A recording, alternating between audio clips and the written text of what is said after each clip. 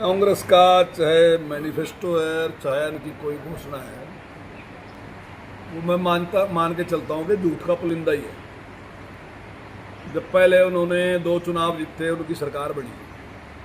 2004 में उन्होंने वादा किया था कि हम 24 घंटे बिजली देंगे, लेकिन वो 24 घंटे तो क्या, लोगों को संघर्ष इस बात के लिए करना पड़ा कि हमें दोपहर में 2 घंटे के लिए बिजली देंगे, और जो व्यवस्था थी उस व्यवस्था को ठीक नहीं कर सके।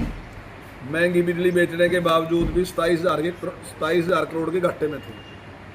हमने 24 घंटे बिजली देने का काम किया और 40% रेट भी डाउन किया, और उसके बावजूद भी हम 3,000 करोड़ के प्रॉफिट में। उन्होंने कहा कि भाई गैस का सिलेंडर हम 500 रुपये का देंगे, वो तो हमने पहले से ही 500 रुपये का कर दिया। अब वो कह रहे कि हम 6,000 पेंशन देंगे। तो जब इनकी सरकार आई तब 400 रुपये पेंशन थी, और जब सरकार गई तब 700 रुपये पेंशन थी। तो तब तो 10 साल में ये 300 रुपये बढ़ा सके। लेकिन अब लोगों को गुमराह करने के लिए ये कह रहे कि हम 6,000 पेंशन देंगे। कर्मचारियों को ओपीएस की बात ये कह रहे कि हम देंगे। तो उसको बंद किसने किया था? इन्हीं की सरकार तो थी जब वो बंद किया था। अब कह रहे कि 2 लाख भर्तियां करेंगे, तो 10 साल इनकी सरकार रही। अब 5 साल में 2 लाख भर्तियां करेंगे, तब तो पूरे 10 साल में 80,000 भर्तियां कर सके, जबकि हमने उससे ज़्यादा 1,42,000 भर्तियां की।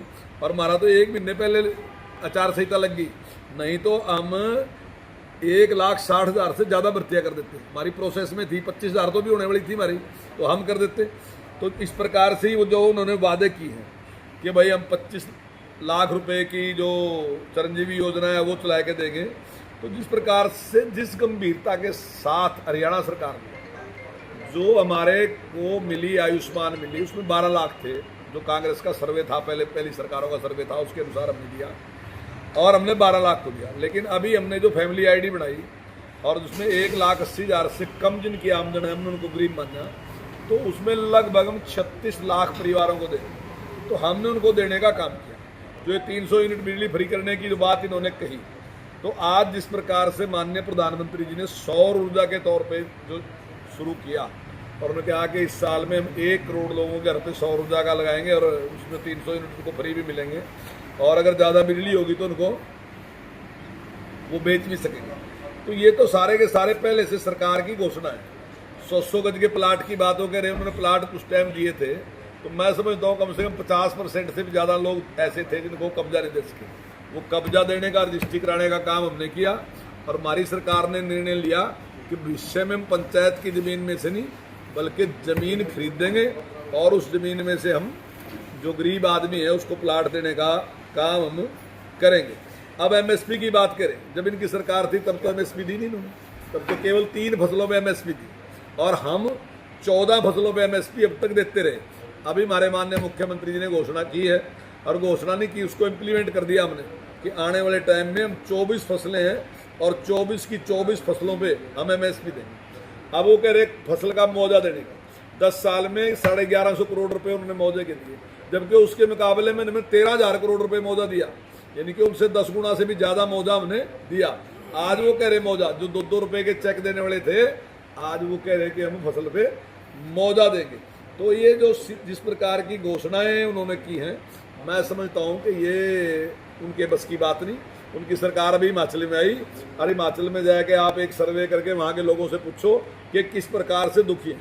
अभी कुछ हिमाचल के लोग यहाँ आए थे, और वो कह रहे थे भाई इस कांग्रेस को वोट ना दे दियो, इसने हिमाचल का सत्यानाश कर दिया, तो अगर यहाँ भी आपने दे दी तो यहाँ भी यही गुल खिलाएंगे। तो वो कह रहे कि भाई इसने कांग्रेस की सरकार आई और आम आदमी की पार्टी की सरकार पंजाब में आई, तो ये पूरी तरीके से फेल सरकारें हैं, और इन्होंने धोखा देने का काम किया। और यहाँ भी ये इसी प्रकार का जो है वो धोखा देने का प्रयास कर रहे। मैं समझता हूँ कि हरियाणा की जनता जो है बहुत जागरूक है, और इनकी बातों में नहीं है। बहुत अच्छा है, मैं तो शुरू से इसके पक्ष में हूँ कि एक देश में एक बार इलेक्शन होना चाहिए, सबका इकट्ठा इलेक्शन होना चाहिए। जो 4 संहिताएँ लगती हैं और लगता है उसकी वजह से काम में बड़ी बाधा पड़ती है। अगर एक बार ही इलेक्शन होगा तो उससे ज़्यादा लाभ होंगे, और उसमें कमेटी बैठी, उसने अपने सुझाव दिए होंगे, तो निश्चित तौर से कोई समस्या उसमें आने नहीं। पहले भी एक देश में एक ही बार इलेक्शन होता था, ये तो बाद में ऐसा होया कि कुछ इस प्रकार से सरकारें बन गई। उस टाइम कांग्रेस की सरकार थी, उन्हें सरकारें तोड़ दी कुछ, और वो सरकारों के फिर बीच में चुनाव हुए। तो ऐसी कुछ घटनाएं हुई देश में जिसकी वजह से जो इलेक्शन है इस प्रकार से मतलब चलता रहता है। और मैं समझता हूँ कि एक बार इलेक्शन होने के बाद फिर 5 साल पूरा जो टाइम है वो गंभीरता के साथ काम करना, और जनता के लिए भी है कि 5 साल तक वो देखेगी कि किस सरकार ने क्या क्या क्या काम किया, उसके बाद अपनी राय देना उनका, तो मैं समझता हूँ ज़्यादा अच्छा। मैं समझता हूँ जिस आदमी के ऊपर इतना बड़ा दाग लग रहा हो, भ्रष्टाचार का इतना बड़ा दाग लग रहा हो, जो आदमी इतने लंबे टाइम तक जेल में रह गया हो, तो नैतिक आधार पे मैं नहीं समझता कि कोई जन समर्थन उस व्यक्ति को मिलेगा और उसका कोई प्रभाव होगा, क्योंकि बिल्कुल पूरी तरीके से जिस प्रकार से वहाँ भ्रष्टाचार में भी और सांप्रदायिकता में जिस प्रकार से उन्होंने गदर मचाया, मैं समझता हूँ दिल्ली में शायद इस प्रकार के दंगे पहली बार हुए जिस प्रकार के, और वो जो दंगे करवाने वाले लोग थे जो उसमें अपराधी थे वो उनकी पार्टी के पार्षद और बड़े बड़े पदाधिकारी थे। तो अभी के भी तो अगर देखोगे तो मैं समझता हूँ वो लोगों को लड़ा के वोट लेना चाहते हैं, तो मैं समझता हूँ कि कोई जनता उनको कोई अपना समर्थन नहीं है। देश दुनिया की हर खबर सबसे पहले देखने के लिए फॉलो करें Dainik Savera TV, YouTube, Facebook, Instagram, X और व्हाट्सएप चैनल पर।